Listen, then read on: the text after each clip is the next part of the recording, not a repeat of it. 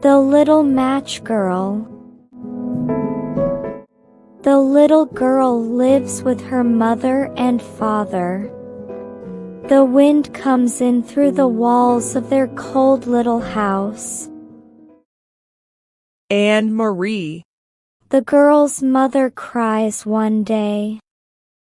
We've got no money. Go out and sell some matches. Yes, Mother, her daughter says. She puts some matches into her old apron. Then she puts her feet into some shoes near the front door. Don't come back without any money, her father says. or I'm taking my belt to your back. No, Father, the little girl answers. She remembers her father's last beating, and she is afraid. The little girl opens the door. She goes out into the cold street. It is snowing. When the little girl walks across the road, two coaches go past very quickly. Hey! Move! Cries one of the coach drivers angrily. The shoes on her feet are very big for her. That is because they are her mother's shoes. She runs across the road. The shoes fall from her feet. She looks for them at once, but she can't find one shoe in the snow. And a street boy takes the second shoe in his hands. When I'm older, my children can sleep in this little bed. He laughs. Then he runs away with the shoe. The little girl now walks over the snow in her bare feet. They are very cold and blue. It is very cold now. Snow is falling, and the sky is darker. It is the last night of the year. Buy my matches, she cries. But nobody buys any matches from her. No one gives her any money. The poor little match girl is cold and hungry. So she walks slowly through the streets. What a sad picture. What a poor thing, with her bare head and bare feet. The snow falls on her beautiful, long, yellow hair. There are lights in all the windows. There is a wonderful smell of roast goose, too. This is because it is the night of December 31st, New Year's Eve. Just then, the girl sees a little house, near a bigger house in front of her. The walls of the two houses make a corner in the street. She goes and sits there out of the wind. She puts her little feet under her. She is colder now. The little girl's hands are very cold and white now. What can I do? She thinks. But I can't go home with no money. I don't want a beating. I know.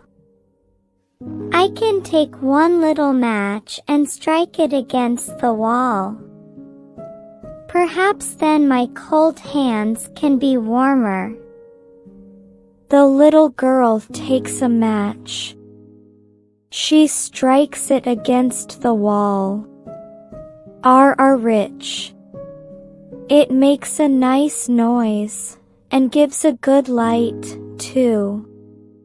The flame is yellow and warm. The little girl puts her cold hand over it. In its light, she sees a hot stove in front of her. It is big, new, and beautiful. She puts her cold feet near the nice warm stove. But then the little flame dies. The stove goes from before her eyes. Now she's got only a burnt match in her hand. Again she takes a match. She strikes it against the wall of the house. The light from it falls on the wall. Suddenly the girl can see into the room behind. On the table there is a snow-white cloth, and on this there are beautiful plates. A roast goose is sitting on the biggest plate. It smells wonderful. Just then, the goose jumps down and walks across to the little girl. It has a big knife and fork in its back. But then the flame from the second match dies. Now the little girl can see only the cold house wall in front of her. She lights a third match. Now she is sitting under the most beautiful Christmas tree. It is bigger and nicer than the one in the window of the old merchant's home last Christmas. There are thousands of candles all over the green tree. And there are beautiful little pictures in different colors, too. The little girl puts out her hand for them. Then the flame of the match dies. But the Christmas lights stay. They go up before the girl's eyes. She sees them now up in the sky. They are the stars. Just then, a star falls. It makes a yellow line across the sky. Someone is dying, the little girl thinks. She remembers her grandmother and the old woman's love for her. The kind old woman is now dead. But the little girl can't forget her grandmother's words to her.